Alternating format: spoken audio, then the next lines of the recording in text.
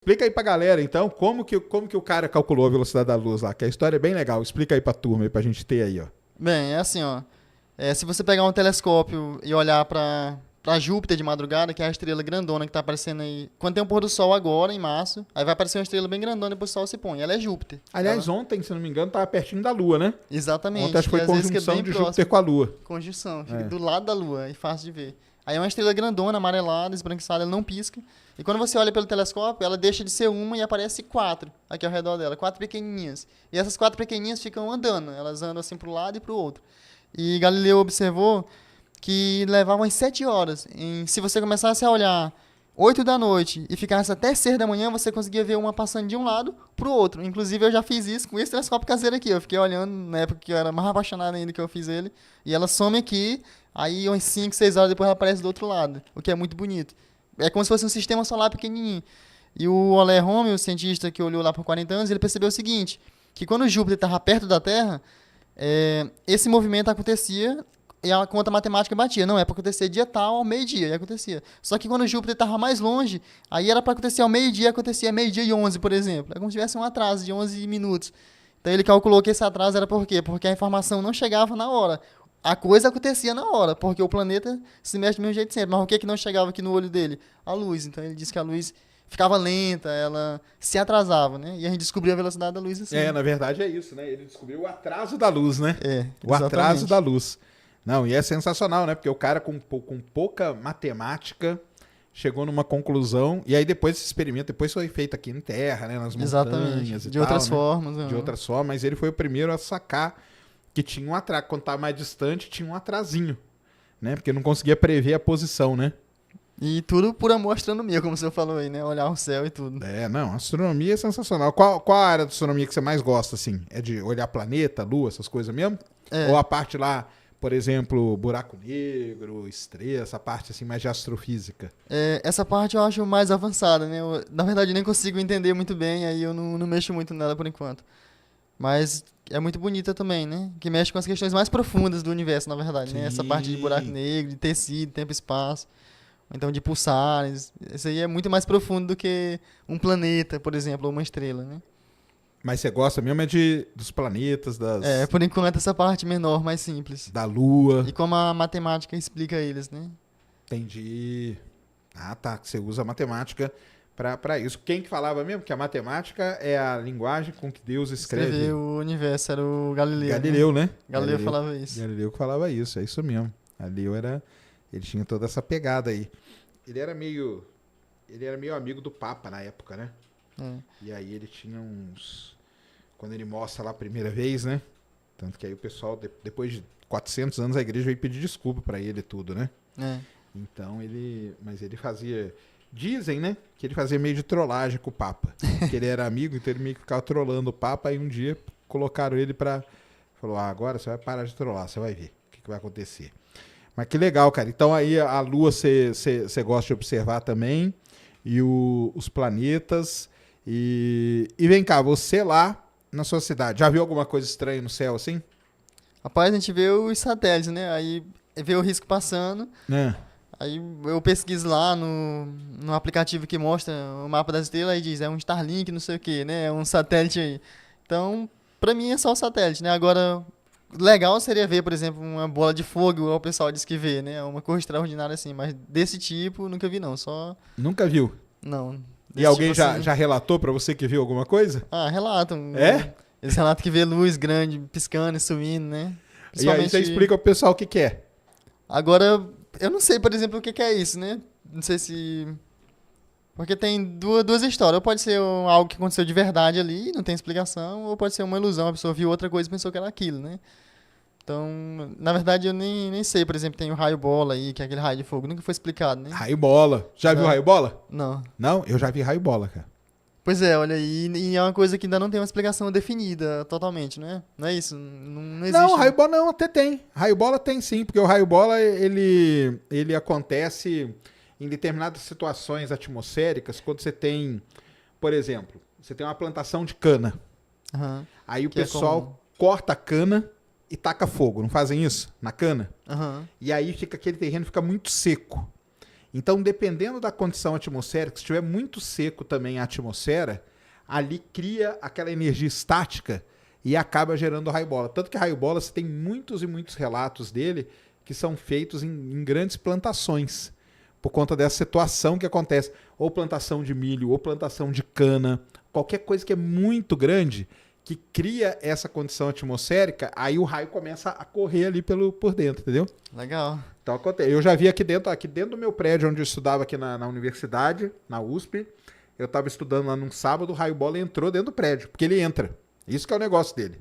E aí ele não se move igual os outros, né? Não, ele se move Parece todo meio vivo, né? aleatório, batendo nas coisas, depois ele sai. Então eu já vi raio bola assim, e tem muita gente que acaba vendo, principalmente em campos, assim. Exatamente, é em campos, em áreas assim, mais rurais. E aí acaba confundindo, porque acha que é alguma coisa. Então, e você nunca viu nada, então não. Não, Então, disso tá. não. E você, como que é? Você acredita que tem alguma coisa aí? Nesses seus estudos que você faz do universo aí, como que é? Nós temos aí os companheiros aí, ó. Varginho, aquele lá chama Varginho, ó. Aquela o pelúcia Varginho. ali. É. Esse aqui? Rapaz, eu acredito que, assim, ter vida em outros planetas ou coisas assim, além dos seres humanos e tal, eu penso assim, ó. A única coisa que pode ter seria Deus e os anjos, mas acreditando em Deus e acreditando na Bíblia, né? Mas você não acreditando nisso, então você tem que acreditar na melhor teoria que os homens inventaram para explicar a vida, que é a teoria do Darwin. Aí na teoria do Darwin tu tem que acreditar que um monte de coincidências matemáticas foram acontecendo uma atrás da outra. Então, a meu ver, nos dois casos você chega em um único ponto. Só a Terra tem vida, só a Terra tem condições ideais, só aconteceu aqui. Então, para mim, não existe Boa. ET e tudo, porque é muito difícil de acontecer. Pelas duas teorias que a gente tem para explicar isso. Tanto pela Bíblia, pela religião de qualquer índio, de qualquer religião brasileira, qualquer religião, e tanto pela ciência é muito difícil ter outro lugar. Então, eu não acredito não que tem vida por aí não. Boa. Você é do meu time, então. Legal. Aí, tá vendo, pessoal? Vai xingar ele não, hein? E como que é essa relação com religião? Você acredita em Deus? Como que é? Acredito sim. Na verdade, eu acho que é muito difícil. Ó, eu penso assim, ó. Pra você acreditar em Deus, você precisa de muita fé. Você precisa ter uma fé exagerada para acreditar que Jesus Cristo andou em cima da água. Uma fé grande. Para acreditar na ciência, você precisa de fé pequena. Por exemplo, você precisa acreditar que 1 mais 1 é 2. Aí você consegue um monte de matemática daí. Você precisa acreditar que qualquer experimento feito no universo, em qualquer lugar, vai dar o mesmo resultado se as leis físicas forem a mesma. Aí você tendo esse pouquinho de fé, você deduz toda a física para criar esse microfone aqui.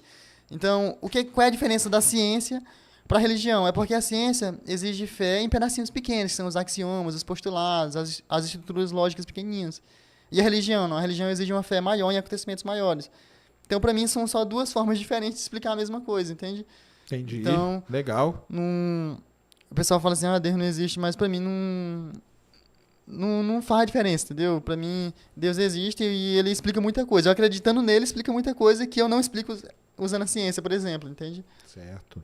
E aí você não deixa uma coisa interferir na outra também, né? É, exatamente. Aí tem gente que mistura, confunde. É, tipo, a crença em Deus e nas coisas que ele pode ter criado não inviabilizam ou invalidam a ciência ter feito as coisas que ela fez com os avanços, né? Exatamente. E aí, você acha que as duas coisas conseguem conviver Sim. tranquilamente? Por exemplo, o microfone aqui. O homem conseguiu tirar o ferro da pedra, juntar, colocar uns cobres aqui, descobriu que a onda se propaga pelo espaço e fez o microfone funcionar. E as pessoas estão me ouvindo aí lá em Açailândia, que é a 2.000 km daqui.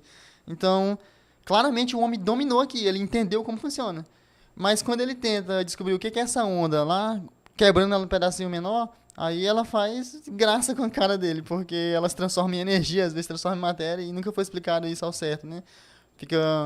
Na verdade, a melhor explicação que a gente tem é o princípio de Heisenberg, que uma hora é uma coisa e outra hora é outra, e quanto mais ela for menos ela é outra, e é a matemática. Isso aí. Então, quando você tenta estudar de verdade, lá no limite, ainda é um mistério, então... Entendi. Qual é a explicação para isso? Legal. Aí seria Deus, por exemplo. Porque nós não conseguimos mais. Tem uma hora que tem que parar, entende? Você acha que no limite da ciência, então, uma coisa acaba se confundindo com a outra? Exatamente. No limite, na estrutura. Sempre, isso acontece na matemática. A matemática não é a ciência mais perfeita de todas que o homem já fez, que não tem erro e tudo, que a gente pensa assim.